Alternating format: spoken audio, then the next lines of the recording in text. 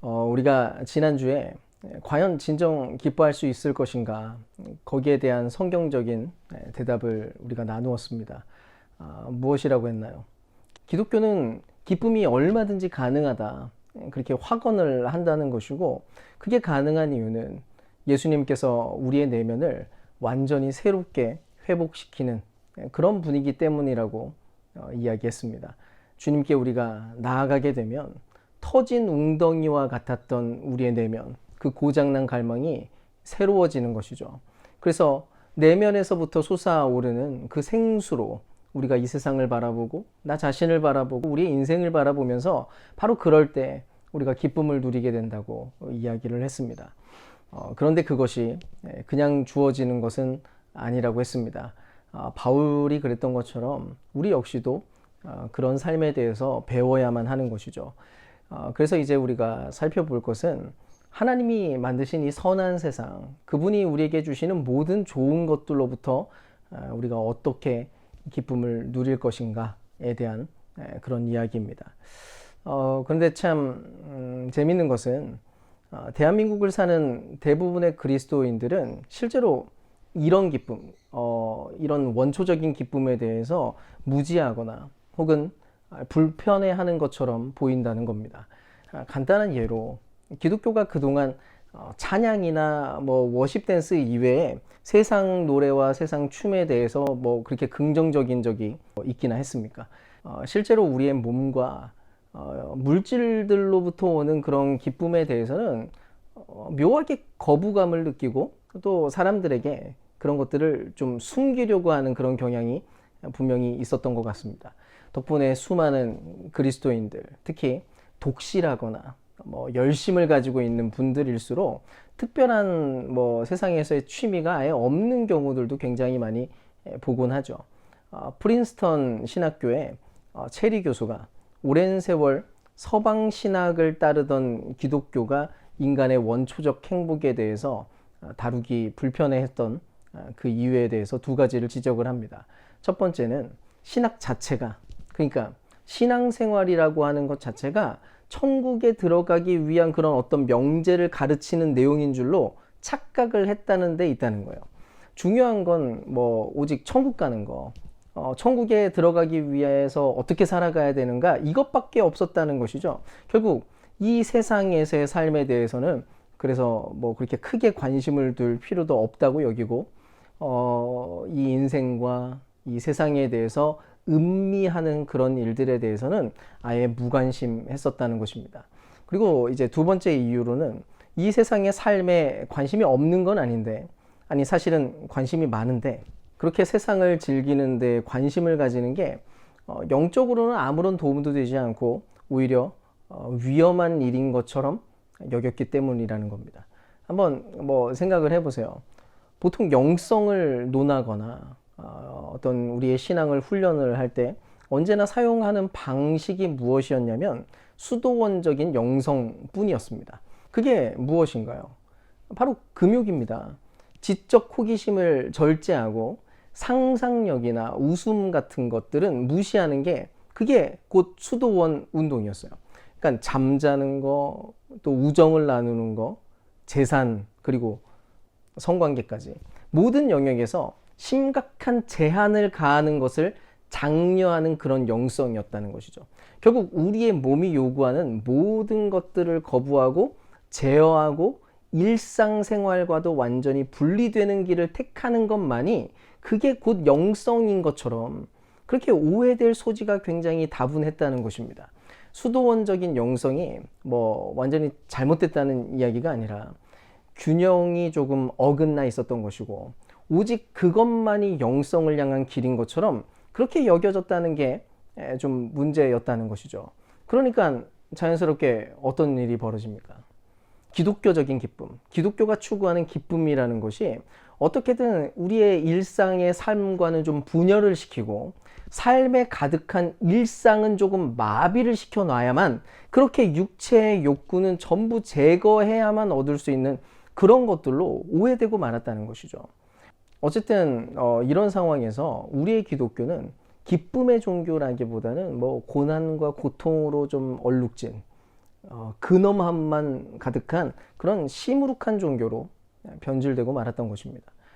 전에도 제가 한 청년과 이제 성경 공부를 하는데 그 형제가 계속해서 던지는 불안감과 또 그 불안으로 인해서 던지는 질문이 이런 거였어요. 목사님, 근데 저는 신앙생활을 잘한다는 게 좀 무섭습니다. 하나님을 더 많이 알고 그래서 뭐 좀 성장하는 것도 저는 좀 두려워요. 알면 알수록 성장하면 성장할수록 뭔가 좀 더 처절해지고 더 고난을 감수해야 된다는 그런 생각이 듭니다. 못하는 것은 점점 더 많아질 것 같고 내 인생은 조금 더 지금도 좀 우울한데 더 우울해질 것처럼 느껴져서 저는 좀 두렵습니다. 만약에 이 청년이 말하는 게 진짜 기독교라면 이게 사실이라면 이거 얼마나 끔찍한 일입니까? 근데 실제로 기독교라고 하는 것에 대한 오해 때문에 이 엉뚱한 가치관 속에서 그러니까 이게 진짜 기독교라고 하는 그런 착각 속에서 실제로 많은 그리스도인들이 불안에 시달리거나 혹은 도덕주의적이거나 또 정죄하기 좋아하는 그런 사람들의 모습으로 발견되고 있다는 것입니다. 물론 요즘 시대에는 조금씩 좀 변화되는 그런 조짐이 보이지만 여전히 기독교 안에서 춤이나 게임 또 오락을 인정하지 않는 그런 분위기가 팽배하고 기도와 찬송 외에 다른 음악이나 예술조차도 탐탁지 않게 생각하는 그런 분위기가 존재합니다. 지금도 어떤 분은 여행이나 캠핑이나 뭐 춤을 추거나 축구를 한다는 것조차도 몰래 하시는 분이 있을지도 모르겠습니다. 그런데 알고 보면 인간 자체가 그런 종류가 아니었다는 것입니다. 생각을 해보세요. 어린 아이들은 무엇이든지 다 신기합니다. 이 세상뿐만 아니라 자기 몸도 신기하죠. 저는 아직도 저희 첫째 그 주원이가 처음으로 걷게 된 그날을 저는 잊지를 못하는데요. 이 아이가 평소에 그 실수하거나 좀 실패하는 것을 별로 좋아하지 않는 그런 성향을 가진 아이였어요. 그래서 그런지 제가 볼 때는 충분히 좀 걸음마를 연습할 수 있는 단계인 것처럼 보였는데도 절대로 뭔가를 잡지 않고는 아예 일어서지를 않는 겁니다. 근데 어느 날 갑자기 처음으로 아무것도 손에 잡지 않고 그냥 오직 자기의 두 발로 걷기 시작한 거예요. 이제 막 돌을 넘긴 상황이었는데 아무것도 손에 잡지 않고 걷는데 걸어지는 겁니다. 그리고 막 조금씩 있다가 막 달려다니듯이 걷기 시작하는 거예요. 근데 그때 그 아이의 표정을 제가 잊을 수가 없습니다. 얼마나 신나는 표정과 또 소리를 막 지르면서 막 걷고 막 뛰는지 말을 못해서 그랬지. 아마 속으로는 이렇게 분명히 생각했던 것 같아요. 와, 내 다리 좀 봐. 야, 이거 이렇게 움직이네? 나 걷네? 와, 나 뛰네? 여러분, 지금 우리 같은 성인들한테 뭐 성인이 꼭 아니어도 그냥 얼마든지 걷고 뛰고 뛸 수 있는 우리들의 경우에는 뭐 뛴다, 걷는다 뭐 이런 것 자체가 사실 아무것도 아닌 일일 수 있습니다. 근데 당시 이 아이에게는 그냥 걷게 됐다는 것 하나만 가지고도 그게 너무너무 기쁜 일이었던 거예요. 바로 이런 식입니다. 원래 우리는 무엇이든 어떤 무엇이든 즐거워하고 기뻐할 수 있었어요. 물놀이를 하더라도 그 물이 손에 느껴지는 감각 자체를 즐거워할 수도 있었고요. 평소에 중력의 영향을 받다가 갑자기 중력에서 해방돼가지고 부력의 영향을 받는 그 느낌도 얼마든지 즐거워하고 즐길 수 있었습니다. 또 피아노를 칠 때에도 건반에 손가락에 닿는 그 촉감, 그것도 느끼고 각기 다른 건반을 두드릴 때마다 나오는 그 음들도 들으면서 즐거워하는 거죠. 실제로 애들은 아무거나 막 두들기고 막 쳐대면서 그 소리를 즐기는 것처럼 보일 때가 많이 있습니다. 우리가 듣기에는 좀 시끄러워 보이는데 애들은 막무가내로 뭐 별의별 소리들을 막 다 내고 또 그것들을 즐기는 것처럼 보여요. 원래 애들은 그렇게 자연스럽게 자기 몸도 즐기고요. 주변에 있는 세상, 내 앞에 있는 그 물질 세계를 그냥 뭐든지 막 쪼물락거리고 막 두들겨대면서 즐기는 게 그게 당연했어요. 그리고 그것들이 그 아이들에게는 기쁨을 주었습니다. 근데 문제는 어른들이죠. 그런 꼴을 가만 못 봅니다. 자꾸 막아 세워요. 시끄럽다고 하고. 본인이 생각하는 중요한 목적에 해당하는 것에만 이제 초점을 맞추도록 부추기는 거죠. 자, 수영대회 나가가지고 1등 할 거 아니면 하지 마. 자꾸 이렇게 물놀이 하려고 그래. 피아노 잘 배워. 콩쿠르 나가서 입상해야지. 책 많이 읽어라. 아니, 그 책 말고 이런 책만 읽어. 그래야 공부에 도움이 되지. 여러분, 어쩌면 우리 모두가 그런 교육을 받고 그런 말들을 들으면서 그렇게 살아왔는지 모르겠어요. 그냥 있는 그대로 다 배워가고 깨우쳐가고 느끼고 그런 즐거움은 가질 기회들이 점점 더 없어져 왔던 것이죠. 실상 우리 인생 자체가 어린 시절에 소유하고 있었던 그런 기쁨들을 상실하면서 도달한 그런 자리인지도 모르겠습니다. 근데 놀랍게도 오랜 기독교의 전통은 영적 기쁨과 육체적인 기쁨을 분리한 적이 없다는 것입니다. C.S. 루이스가 쓴 순전한 기독교에 보면 이런 내용이 있습니다. 기독교는 세계의 주요 종교 가운데 거의 유일하게 육체를 온전하게 인정하는 종교다. 기독교는 물질이 선하며 하나님께서 한때 육신을 입고 오셨고 또한 천국에서도 어떤 종류의 육체를 입을 것이고 그래서 육체는 우리의 행복과 우리의 아름다움과 에너지의 아주 중요한 부분이라고 믿는다. 뭐라고 얘기합니까? 기독교야말로 육체를 온전하게 인정하는 종교다라고 얘기합니다. 영과 육체, 영과 물질 세계는 분리시켜야 되는 것이 아니라 하나로 통합되어서 인정받는 것이 정당하다는 거예요. 그럼 우리가 지난주에 나누었던 내면에서부터 솟아오르는 그 생수의 강, 그 기쁨은 어떤 면에서는 종말론적인 기쁨이라고 말할 수 있습니다. 무슨 이야기냐면 분명 미래에 속한 기쁨이 분명해요. 이 기쁨의 실체는 미래에 있어요. 그것이 근데 믿음을 통해서 현재로 끌어당겨 와서 지금 당장 우리가 맛보게 되는 겁니다. 곧 하늘에 속해 있는 기쁨이라는 거예요. 그것을 근데 그 하늘에 있는 게 바로 우리가 있는 이 땅, 우리의 현실 한가운데서 실현되고 있다는 것을 발견하는 일이라는 것입니다. 결국 이것은 그냥 마인드 컨트롤을 하고 그냥 그러려니 그렇게 생각해 이런 게 아니라 말 그대로 믿음 안에서 발생하는 실제이고 우리의 일상과 우리의 삶에서 현실로서 작동하고 있는 그런 기쁨이 된다는 거예요. 그래서 만약에 기독교적인 기쁨과 행복이 단지 내면에서만 발견되거나 오직 미래에만 존재하기 때문에 현재에서는 찾을 수가 없는 것이라면 여러분 그거는 절대로 진정한 기쁨이라고 불러서는 안 되는 겁니다. 무엇보다도 하나님 자신이 이 땅, 우리가 살아가고 있는 이 현실을 어차피 이 현실은 상관없는 거야. 하늘이 제일 중요해. 이러지 않았다는 거예요.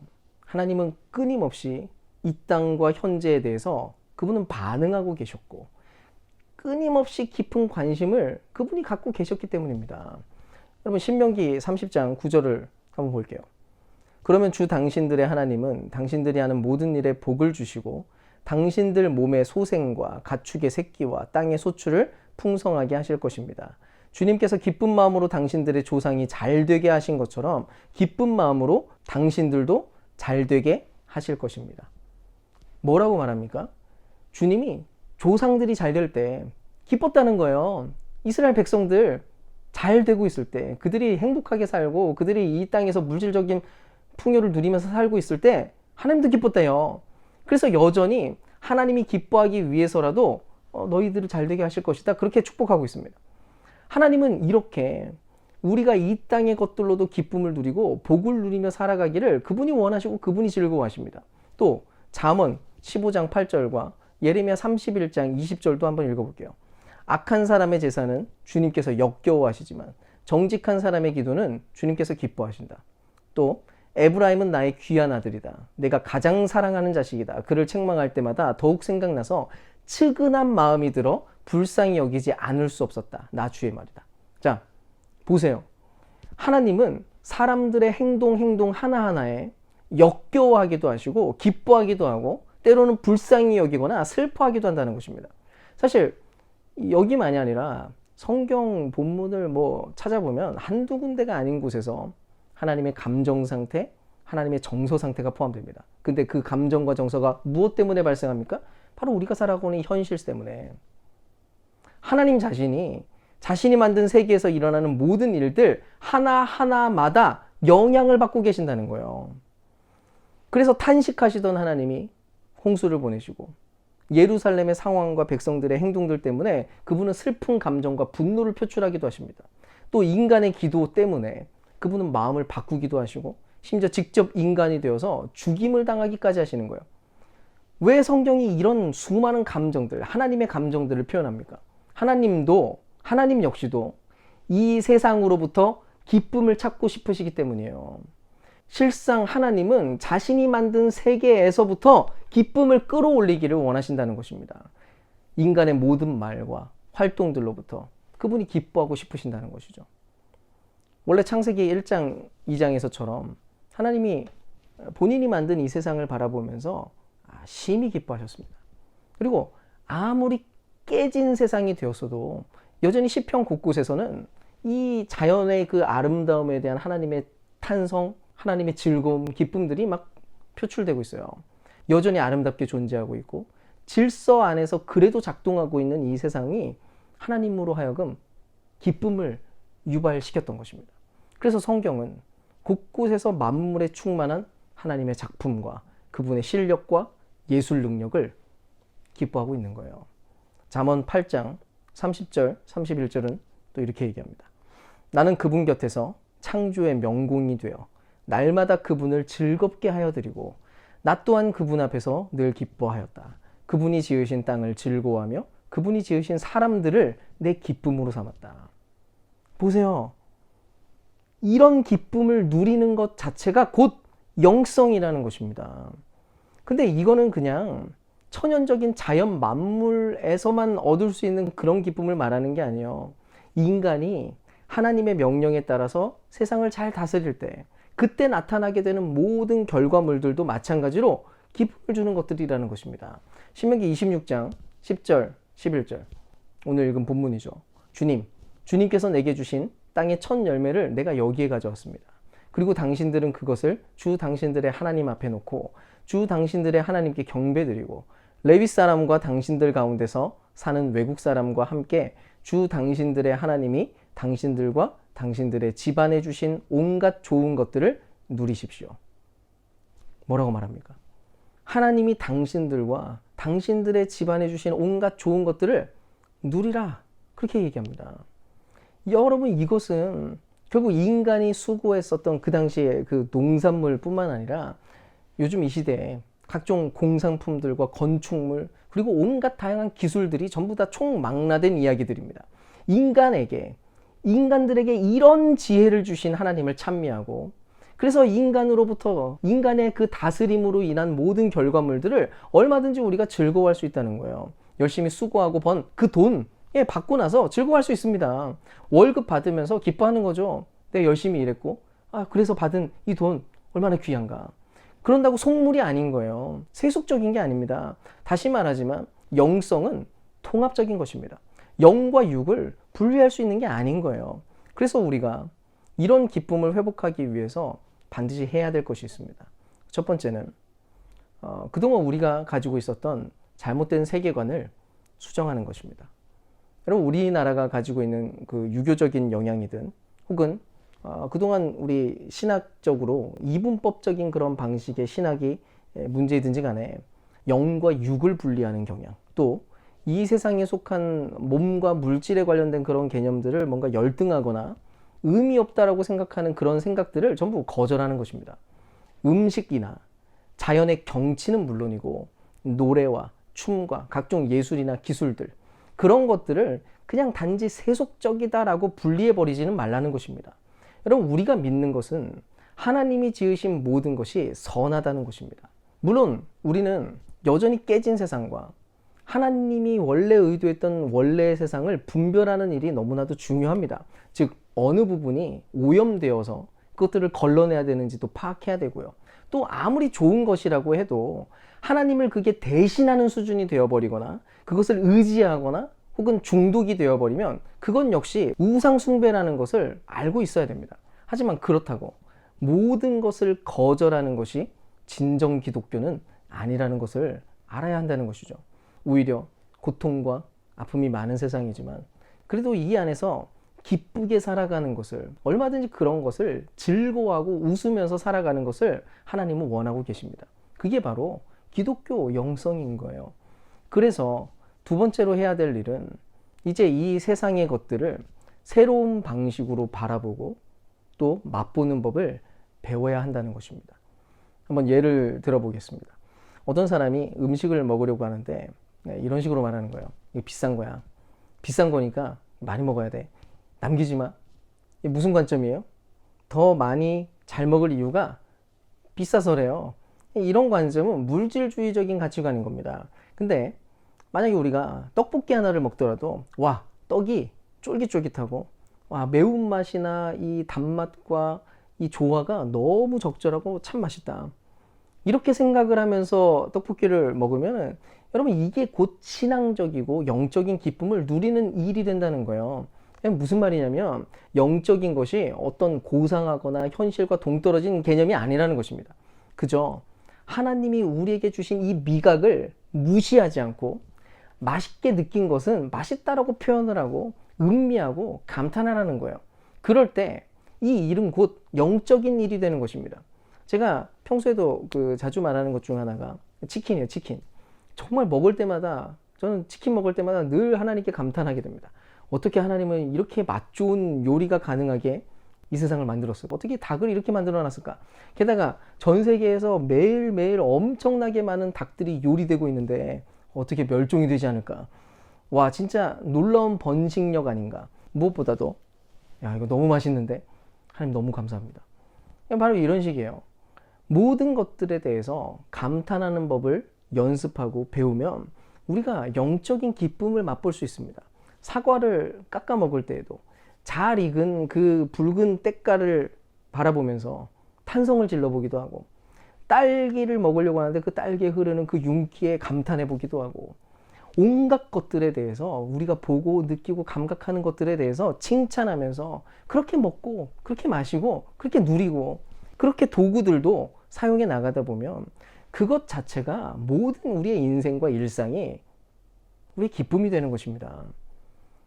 제가 우연히 뜬 영상을 하나 보게 됐는데 어떤 외국인이 우리나라에서 만든 그 껌통이 있어요. 껌통이 있는데 그 껌통을 보고는 감격을 하는 겁니다. 어떤 껌통이냐면 눌렀다가 떼면은 껌이 하나가 탁 튀어 올라오는 거예요. 그걸 보고 이 외국인이 그 껌이 딱 나오는 걸 보고 막 진심으로 감탄하고 감격하는 모습을 봤어요.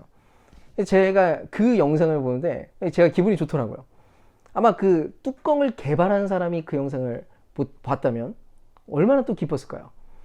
그럼 우리가 하나님이 주신 내 몸과 내 몸이 느끼는 그런 감각들과 세상 하나하나, 그분이 만든 이 세상 하나하나, 그분이 기획한 이 세상 하나하나에 감격하고 감탄할 때 우리 자신도 기쁘겠지만 하나님도 아마 같은 기쁨을 느낄 거예요. 커피를 마시든 삼겹살 굽든 과일을 맛보든 자전거를 타거나 뭐 드라이브를 하든 다 마찬가지입니다. 그래서 부탁드리고 싶은 게 있어요. 혹시라도 취미가 별로 없으신 분들은 이 세상과 이 세상의 아름다움과 본질을 즐기는 그런 종류의 취미들을 좀 개발하면 좋겠습니다. 어떤 분들은 저는 별로 좋아하는 것들이 하나도 없어요. 저는 원래 이래요. 뭐 이렇게 얘기하기도 하는데 절대로 그럴 리가 없습니다. 우리가 살아온 삶의 환경들과 세상의 가치관들 때문에 그동안 우리의 원초적인 기쁨들이 제한되고 상실되어 온 거예요.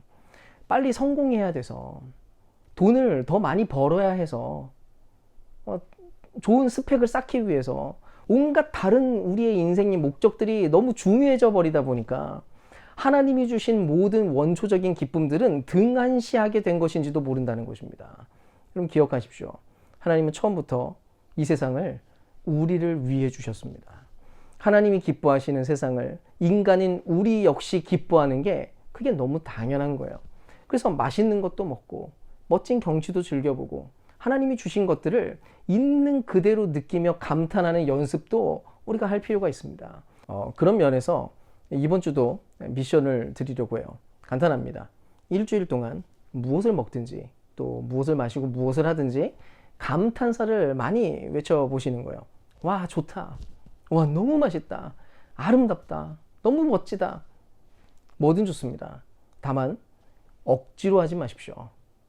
별로 먹기 싫은 음식을 앞에 두고 억지로 맛있다라고 얘기하는 건 그 기만입니다. 그러니까 좋아하는 음식을 먹으면서 적극적인 표현도 하고, 그래서 음악도 내가 기분 좋아지게 하는 그런 음악도 감상해보고, 또 눈을 정화시켜주는 그런 그림들도 감상해보는 거예요. 특히 표현, 우리가 감탄하는 그런 표현도 구체적으로 좀 자세하게 해보려고 시도를 하면 더 좋을 것 같아요. 그래야 감격이 커집니다. 요즘 우리 시대는 너무 감수성이나 표현력이 좀 메말라가고 있는 것 같아서 아쉬울 때가 있어요. 아름답고 좋은 것을 보고 맛있는 것을 먹을 때도 이 표현하는 게 뭔가요? 와, 쩔어. 아, 쩐다. 막 아니면 욕을 막 섞어가지고 감탄하기도 하는데, 하여간 너무 표현이 빈약해지고 저질스러워진 거 아닌가 하는 생각도 듭니다. 우리는 좀 다르게 살았으면 좋겠어요. 좀 더 멋지게 표현도 해보고, 다윗만큼의 시인이 되지는 못하더라도 그래도 이 모든 것을 주신 하나님께 더 좋은 감상평을 남겨주는 그런 사람들이 돼야 되지 않을까요? 하나님은 저와 여러분을 위해서 이 세상을 주셨습니다. 세상을 이처럼 사랑하신 그 하나님을 여러분 믿으십니까? 이 세상은 언젠가 없어질 세상이 아니에요. 오히려 지금도 이 세상은 하나님의 기쁨이고 또 우리의 기쁨이 되어야 할 그런 세상입니다. 높아심에 말하지만 그렇다고 화려하게 낭비적으로 즐기거나 우상숭배가 될 만큼 주객이 전도되는 그런 자리까지 기쁨을 추구하라는 그런 얘기를 하는 게 아닙니다. 우리는 다스림이라고 하는 전제 속에서 우리 안에서 나오는 그 생명수 안에서 얼마든지 세상을 즐길 수 있습니다. 기도와 예배에서만이 아니라 우리의 일상에서 와, 좋구나, 아름답구나, 와, 이런 감탄사가 더 자연스러워져야 할 것입니다. 바로 그것이 우리가 회복해야 될 기독교적인 영성이자 기쁨이니까요. 그 기쁨을 회복하는 저와 여러분 될 수 있기를 주님의 이름으로 축원드립니다.